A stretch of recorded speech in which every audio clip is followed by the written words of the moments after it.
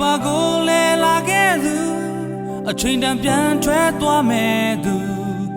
တည်ငါခဏဘဝကိုထားဝရမလို့ဓမ္မလွန်အောင်ရေကိုနဲ့မဆိုင်ဘူးလို့အသက်ဝင်ရေကိုအသေးချတီးချမသိရင်တနေ့ကြာခံမှာဆိုရှင်တနေတဲ့တဲ့ချောင်းကိုယ်တိုင်မပိုင်မှန်းသိဖို့လို့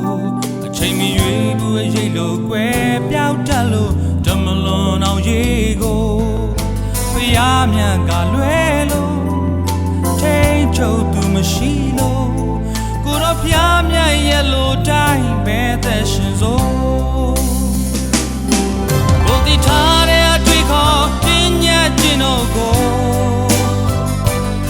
အမိပြုပြီးတော့ခြင်းနဲ့ရှေ့သက်တာခရီးကိုမရရစံတော်လေးရောက်ကင်းမဲ့တဲ့ဘဝကိုသခင်ယေရှုကကိုညီဖို့အမြင်တွေရှင်းစေနိုင်ဖို့ကိုကဲတင်ခြင်းတွေလေးရှင်ခရစ်တော်ဖျားလို့နေလို့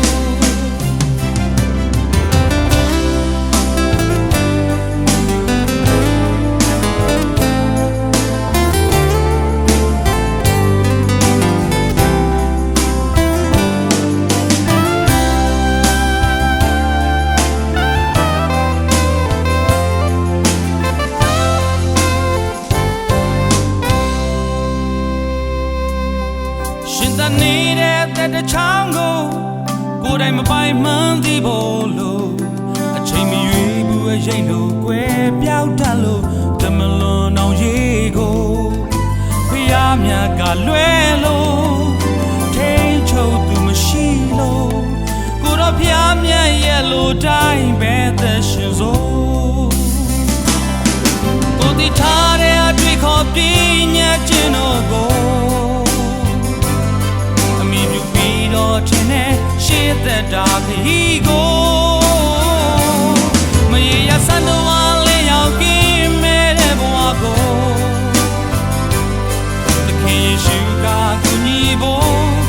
အမြင်တွေရှင်းစေနိုင်ဖို့ကိုကယ်တင်ခြင်းတွေလက်ရှင်ခရစ်တော်ဖျားလို့နေလို့ကိုတိထားတဲ့အတွေ့ခေါ်ပညာကျင့်တို့ကိုပြီးတော့ခြင်းနဲ့ရှေ့သက်တာခီးကိုမရရစံတော်လေးရောက်ကင်းမဲ့တဲ့ဘဝကိုသခင်ယေရှုကကူညီဖို့အမြင်တွေရှင်းစေနိုင်ဖို့ကိုကယ်တင်ခြင်းတွေလေးရှင်ခရစ်တော်ဖျားလို့နေလို့ကယ်တင်ခြင်းတွေလေးရှင်ခရစ်တော်ဖျားလို့နေလို့ကဲတင်ခြင်းတွေလေးရှင်ခရစ်တော်